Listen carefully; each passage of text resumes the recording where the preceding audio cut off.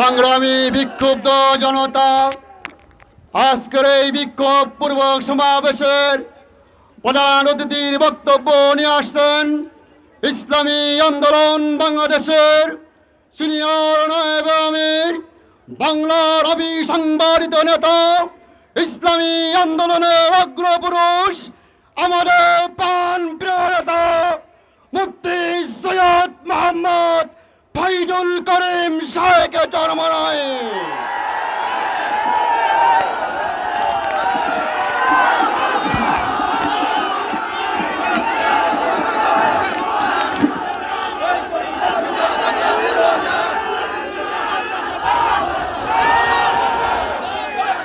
আসসালামু আলাইকুম ওয়া রাহমাতুল্লাহি ওয়া বারাকাতুহু। নাহমাদু ওয়া নুসাল্লি আলা রাসূলিহিল কারীম, আম্মা বা'দ। ফাআউযু বিল্লাহি মিনাশ শাইতানির রাজীম। বিসমিল্লাহির রহমানির রহিম। ওয়া লা তাহিনু ওয়া লা তাহজানু ওয়া আনতুমুল আ'লাউনা ইন কুনতুম মুমিনিন। সবাই দুরূদ শরীফ আল্লাহুম্মা সাল্লি আলা সাইয়্যিদিনা ওয়া নাবিয়িনা ওয়া শাফিয়িনা ওয়া হাবিবিনা মাওলানা মুহাম্মদ সাল্লাল্লাহু আলাইহি ওয়া আলা আলিহি ওয়া আসহাবিহি ওয়া বারাক ওয়া সাল্লাম। আমরা এখানে কেন সমবেত হয়েছি আপনারা জেনেছেন। গতকালকে হাটহাজারীতে আমার 4 জন ভাই শহীদ হয়েছে। বিবাড়িয়ায় আমার 2 জন ভাইকে শহীদ করা হয়েছে। বহুত আমার ভাই রক্তাক্ত অবস্থায় হসপিটালে কাতরাচ্ছেন। অনেক মানুষ হয়তোবা আর হয়তো দুনিয়াতে থাকবে না, এরকম সংবাদ আমরা পেয়েছি। এর কারণটা কি? প্রতিবাদ মানুষ করবে, এটা আমাদের কৃষ্টি কালচার সংস্কৃতি। এদেশে যদি প্রতিবাদ না হতো তাহলে হয়তো আজকে আমরা এই লাল সবুজের পতাকাও পেতাম না। প্রতিবাদের কারণেই তো আমরা স্বাধীন হয়েছি। এদেশের মানুষ প্রতিবাদবাদী, তারা প্রতিরোধ করতে পারে, প্রতিবাদ করতে পারে। কিন্তু কেন আজকে আমাদেরকে প্রতিবাদ করতে দেওয়া হবে না কেন? আমরা বাংলাদেশের আইন সম্পর্কে জানি। আমরা বাংলাদেশের আইন সম্পর্কে জানি। সিভিল প্রশাসন স্বরাষ্ট্রমন্ত্রীর আন্ডারে যেই সমস্ত লোক থাকবে, দায়িত্বরত অবস্থায় থাকবে, তারা সরাসরি মানুষকে গুলি করার কোনো আইন বাংলাদেশে নেই, কোনো আইন নাই। যদি পুলিশকে গুলি করতে হয় তাহলে ম্যাজিস্ট্রেট গুলি করার অনুমতি দিবে, তাও বুকের উপরে নয়, পায়ের নিচে গুলি করার অনুমতি দিবে। লেকিন আমি প্রশ্ন করতে চাই, বাংলাদেশ সরকারকে প্রশ্ন করতে চাই, যেই থানার থেকে গুলি এসছে আমার ভাইদের বুকের উপরে, তখন কি সেখানে কোনো ম্যাজিস্ট্রেট ছিল? সে হুকুম করেছে? হত্যা করার জন্য হুকুম করার কোনো আইন কি বাংলাদেশে আছে? তাহলে আপনি যদি বলেন মিছিল করা অবৈধ, তাহলে আপনার গুলি করাটা কি হবে? আপনার খুন করাটা কি হবে? এই রক্তপাত করাটা কি হবে? তাহলে মনে করতে হবে, যদি অবৈধ মিছিলে অংশগ্রহণ করে তাহলে আপনি অবৈধ খুনের কারণে আপনি একজন খুনের আসামি হিসাবে দাঁড়াতে হবে। একই কথা। আর বাংলাদেশের মিছিল মিটিং করা এটা অবৈধ নয়, এটা সাংবিধানিক অধিকার আমাদের। মিছিল মিটিং অধিকার আমাদের আছে। গণতন্ত্র দেশে মিছিল মিটিং প্রতিবাদ প্রতিরোধ করার আইন আছে বিধায়িত। এটাকে বলা হয় গণপ্রজাতন্ত্রী বাংলাদেশ সরকার, কোনো ব্যক্তির সরকার নয়। অথচ দেখা যায় প্রতিবাদ করলেই গুলি দিবেন, প্রতিবাদ করলে হত্যা করবেন, প্রতিবাদ করলে জেলের মধ্যে আবদ্ধ করবেন, প্রতিবাদ করলে তাদের বুকের উপরে গুলি চালাবেন। না, এই গুলি চালাতে দেওয়া হবে না, বরং আপনার হাতকে বন্ধ করতে হবে ইনশাআল্লাহ। প্রিয় ভাইয়েরা আমার, মোদি সাহেব এসেছেন, আমরা প্রতিবাদ করেছি, আমরা তার বিরুদ্ধে বক্তব্য দিয়েছি যে খুনি মোদি, ধর্ষক মোদি, ওই জালেম মোদি, সাম্প্রদায়িক মোদি বাংলাদেশে আসতে পারবে না। ভারত থেকে যদি ভারতের প্রেসিডেন্ট এদেশে আসতো তাহলে কোনো প্রতিবাদ হতো না, বরং তাকে সাদরে সবাই গ্রহণ করত, শ্রদ্ধা নিবেদন করত।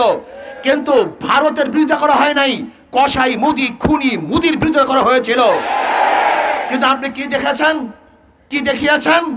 আজকে এই দিনে মানুষ রক্ত দিয়ে দেশকে স্বাধীন করেছে, আর আপনি ওই দিনে মানুষের রক্ত দিয়ে দেশকে কলঙ্কিত করেছেন, আমাদের স্বাধীনতা হরণ করেছেন।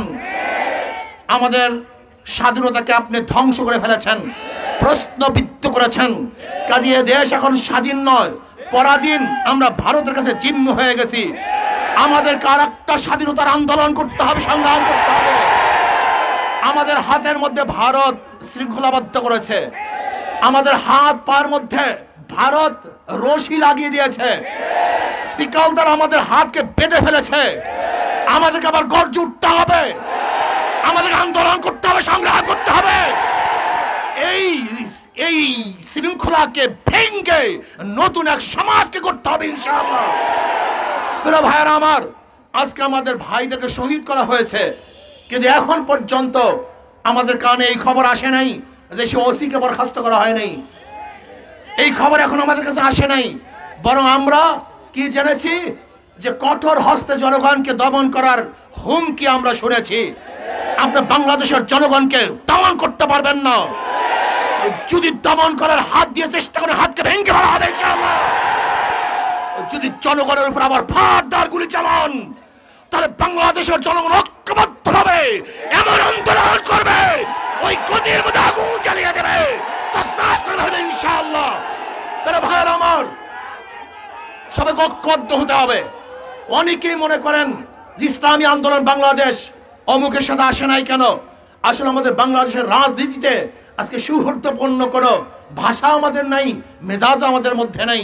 আমি বলবো, যারা বিভিন্ন কর্মসূচি দেন অথচ তারা দেখা যায় আমাদের টেলিফোন করেও সৌজন্যবোধ রক্ষা করেন না, একটু আমাদেরকে বলেন না এই কর্মসূচিতে অংশগ্রহণ করুন, আপনারা সমর্থন জানান, এরকম পর্যন্ত আমাদের মধ্যে সমবেদনা জানাবারও আমাদের মধ্যে ভাষা নেই, সেই মন মস্তিষ্ক আমাদের মধ্যে নেই। এর জন্য আমরা বলবো যে আমাদের নিজেরা ইমানের তাকিদেই আমরা এই আন্দোলনে নেমেছি, সংগ্রামে নেমেছি। কাজে ইনশাআল্লাহ আমাদের আন্দোলন সংগ্রাম চলতেই থাকবে ইনশাআল্লাহ। কাজী ইসলামী আন্দোলন। আর একটা কথা হলো, এই চট্টগ্রাম মেডিকেল থেকে এখনো আমাদের শহীদ ভাইদের লাশ হস্তান্তর করা হচ্ছে না। জলদি আমাদের ভাইদের লাশ ডেথ সার্টিফিকেট দিয়ে আমাদের ভাইদের লাশকে হস্তান্তর করা হোক। যদি বিলম্ব করেন, গড়িমসি করেন, তাহলে আন্দোলন এমনভাবে চাঙ্গা হবে যা বাধা দেওয়ার ক্ষমতা আপনি রাখেন না। প্রিয় ভাইয়েরা আমার, আমরা আমাদের এই বিক্ষোভ জনসভার থেকে আমরা কয়েকটা দাবি সমূহ উত্থাপন করছি। চট্টগ্রামে হাটহাজারী এবং বিবাড়িয়া যেসব পুলিশ মিছিলে গুলি চালিয়ে হত্যাকাণ্ড ঘটিয়েছে তাদেরকে বরখাস্ত করে বিচার বিবেক ও তদন্তের মাধ্যমে দৃষ্টান্তমূলক শাস্তি ব্যবস্থা করতে হবে। নাম্বার 2, হাটহাজারীর ওসিকে দ্রুত চাকরি থেকে বরখাস্ত করতে হবে। নাম্বার 3, প্রত্যেক শহীদ পরিবারকে আর্থিক ক্ষতিপূরণ এবং আহতদের সুচিকিৎসা ব্যবস্থা করতে হবে। নাম্বার 4, মোদি বিরোধী আন্দোলনে যারা গ্রেফতার হয়েছে তাদের দ্রুত মুক্তি দিতে হবে এবং হয়রানিমূলক সকল মামলা প্রত্যাহার করতে হবে। 5, ঢাকা সহ দেশের বিভিন্ন জায়গায় সরকার দলীয় যেসব গুন্ডা বাহিনী সাধারণ মুসল্লিদের উপরে আক্রমণ করেছে, অপমান অপদস্থ করেছে, তাদেরকে চিহ্নিত করে বিচারের আওতায় আনতে হবে। নাম্বার 6, সারা দেশে সকল মানুষের সভা সমাবেশ, মিছিল, মিটিং এবং প্রতিবাদ প্রকাশে সাংবিধানিক ও মৌলিক অধিকার ফিরিয়ে দিতে হবে। কর্মসূচি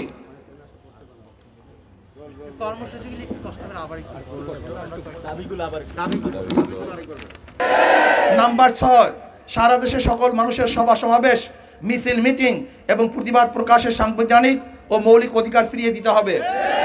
কর্মসূচি, সরকারের পুলিশ বাহিনীর নির্বিচারে গুলিতে হাটহাজারী 4 জন মাদ্রাসার ছাত্র এবং বিবাড়িয়ায় 2 জন মিছিলকারী নিহত হওয়ার প্রতিবাদে হেফাজত ইসলাম বাংলাদেশে ঘোষিত আগামীকাল 28শে মার্চের দেশব্যাপী সকল সন্ধ্যা শান্তিপূর্ণ হরতাল কর্মসূচিকে ইসলামী আন্দোলন বাংলাদেশ পূর্ণ সমর্থন করেছে। নাম্বার 2, আগামী 1 এপ্রিল বৃহস্পতিবার সকাল 10টায় জাতীয় প্রেস ক্লাবের সামনে এই হত্যাকাণ্ডের প্রতিবাদে বিশাল সমাবেশ হবে ইনশাআল্লাহ। এখন আমরা সবাই